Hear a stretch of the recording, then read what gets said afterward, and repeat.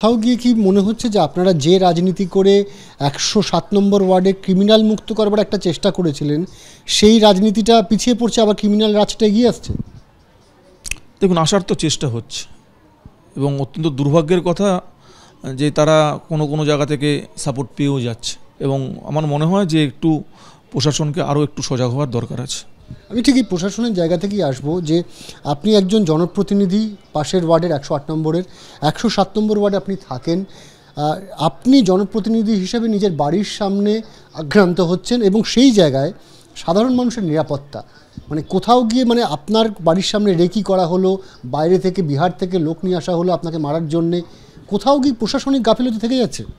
না দেখুন, এটা আমি প্রশাসনিক গাফিলতি বলবো না, কারণ কে কাকে মারার জন্য কে কোথায় কী পরিকল্পনা করছে সেটা তো প্রশাসনের পক্ষে আগে থেকে জানা সম্ভব না। কয়েক লক্ষ লোক কলকাতা শহরে প্রত্যেক দিন আসে, কলকাতা শহর থেকে প্রত্যেক দিন বেরোয়, যার ফলে কে কোথায় সঙ্গে করে আর্মস নিয়ে আসছে, কে কী পরিকল্পনা করছে এটা প্রশাসনের পক্ষে আগাম জানা সম্ভব না। তবে প্রশাসন যখন থেকে জেনেছে তখন থেকে চেষ্টা করছে প্রকৃত অপরাধীকে ধরবার জন্য।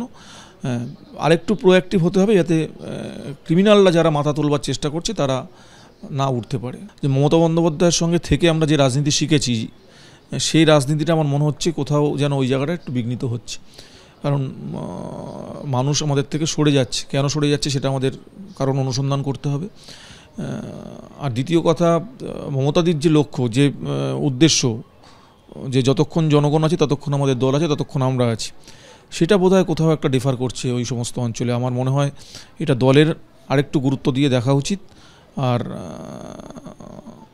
দলের যারা সোকল্ড লিডারশিপ আছেন দক্ষিণ কলকাতার, তাদেরকেও একটু গুরুত্ব দিয়ে দেখা উচিত। আপনার কাছে আমি শেষ প্রশ্ন করব যে কোথাও গিয়ে কি খারাপ লাগা আছে যে যে এলাকাটা আপনি দীর্ঘদিন ধরে কাউন্সিলর ছিলেন, সেই এলাকাটার রাজনৈতিক পরিবর্তন বা প্রশাসনিক পরিবর্তন বা গুন্ডারাজের আবার নতুন করে উত্থান, এটা আপনাকে উদ্বিগ্ন করছে সাধারণ মানুষের কথা ভেবে? না, কালকে একটা সময় আমার মনে হয়েছিল, কারণ যখন ঘটনা ঘটে তার পরেই আমার মেয়ে কোথার থেকে খবর পেয়েছে আমি জানি না, মিনিট ১৫-র মধ্যে আমাকে ফোন করেছিল, ফোন করে বলেছে বাবা অনেক হয়েছে, এবার শেষ করো।